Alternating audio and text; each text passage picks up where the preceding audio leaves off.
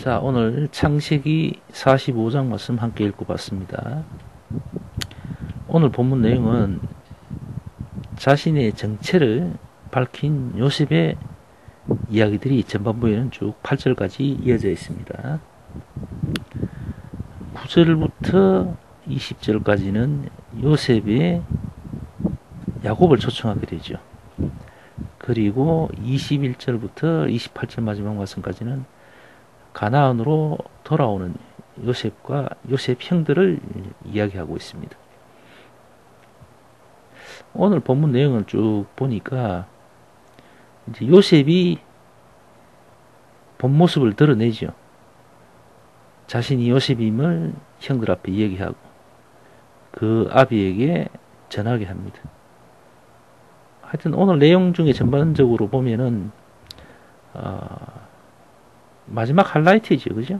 영화나 뭐 어떤 책을 봐도 이제 아주 이렇게 하이라이트, 그러니까 중심되는 어떤 막바지 어떤 이야기들이 오늘 본문 내용은 소개되고 있습니다. 어쨌든 5절 말씀을 우리가 다시 한번 보면서 오늘 하나님의 은혜를 나누고 하는데요. 5절 말씀 다시 한번 봅시다. 당신들이 나를 이곳에 팔았으므로 근심하지 마소서, 한탄하지 마소서.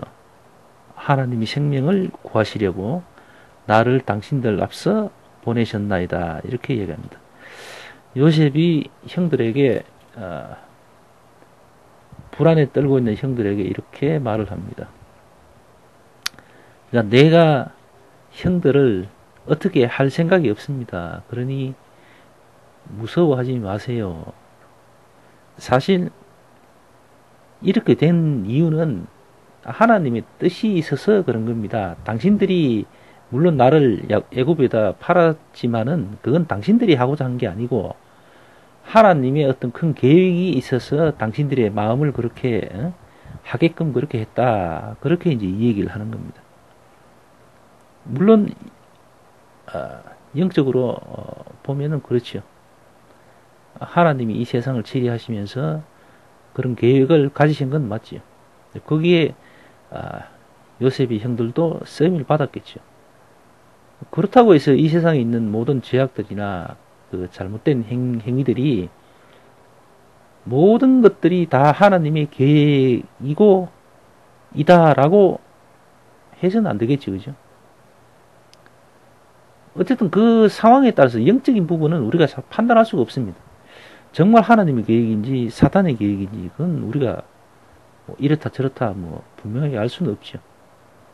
뭐 그러나 우리 하나님 말씀의 어떤 전반적인 어떤 형태를 봐서는 속된 말로 마귀도 사탄도 하나님이 쓰시는 거거든. 그래서 그럴 수도 있고 아닐 수도 있는 겁니다. 그러나 이 세상에는 질서라는 게 있죠. 이 세상이 돌아가는 어떤 질서, 그것을 생각하면은 잘못한 부분에 있어서 이건 잘못이다라고 하는 부분은 분명히 있어야 되겠죠, 그죠? 그렇기 때문에 요셉이 처음부터 형들을 보고 형들을 알아보고 형들에게 자신의 모습을 딱 이렇게 드러낸 게 아니겠지, 그죠? 오늘 이 요셉이 자신의 정체를 이야기하기 전까지는 여러 가지 일들이 있었습니다. 요셉이 자신을 감추고 형들에게 이렇게 시험도 하고 그랬잖아요, 그죠?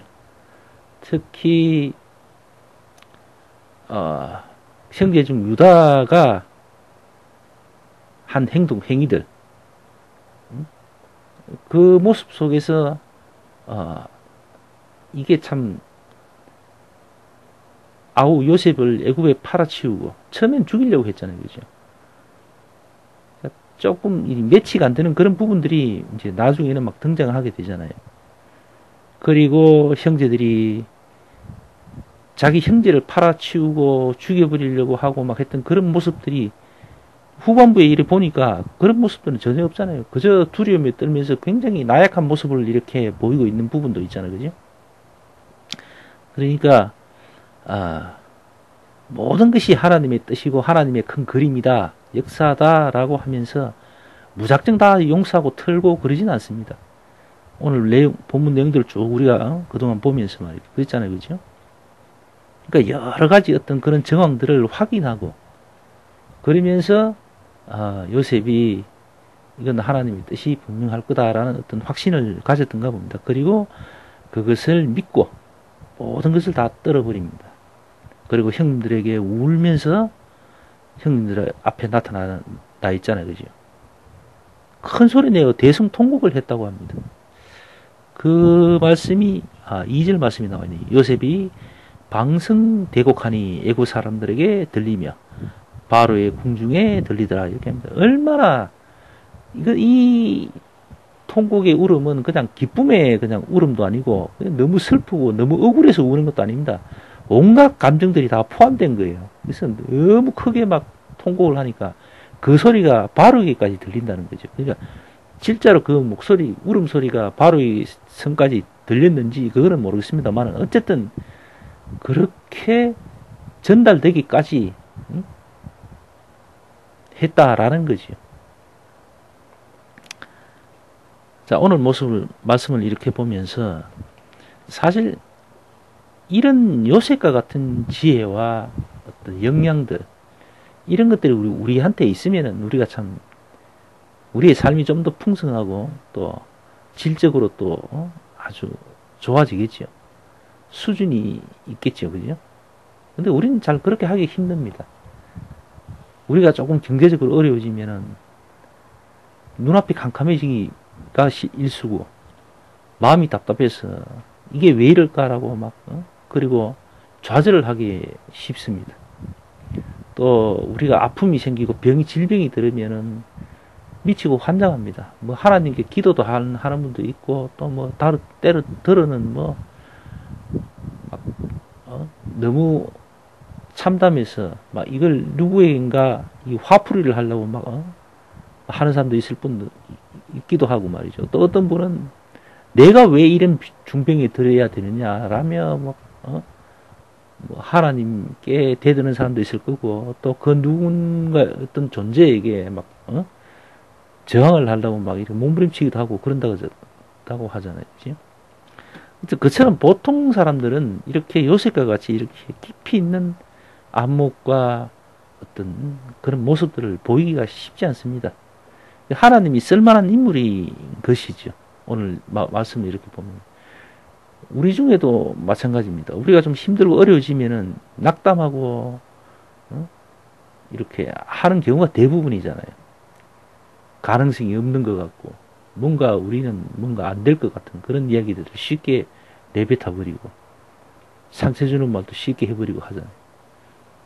그러니까, 감이 안 된다는 얘기를 어떤 사람들은 합니다. 하나님에게 복받을 사람은 복받을 만한 어떤 그런 그릇이 되고, 그런 행위들을 합니다. 그런 행동들을 하고. 근데 그렇지 못한 사람들은 늘 조금만 힘이 들면은 힘들다고 포기해버리고, 또, 쉽게 그냥 막 뱉어버리죠, 말을. 그게 이제 보통 일반적인 사람들은 대부분 그렇습니다. 우리가 그런 부분에 대하여서 좀 욕심을 내야 되죠. 믿음의 신앙의 욕심을 좀 내야 되죠. 하나님 저희들을 좀 불쌍히 생각하시고 저희들의 믿음의 깊이와 그릇들을 크고 깊게 좀 만들어 주십시오. 그리고 참 솔로몬과 같은 어떤 지혜를 하나님께 구하고 그 지혜로운 생각과 또 행위들을 할 수 있도록 저희들을 좀 변화시켜 주시고 저희들을 좀 더 키워 주십시오라고 하나님께 기도하는 게 맞지 않나. 저는 그렇게 생각해 봅니다. 누군가 그랬습니다.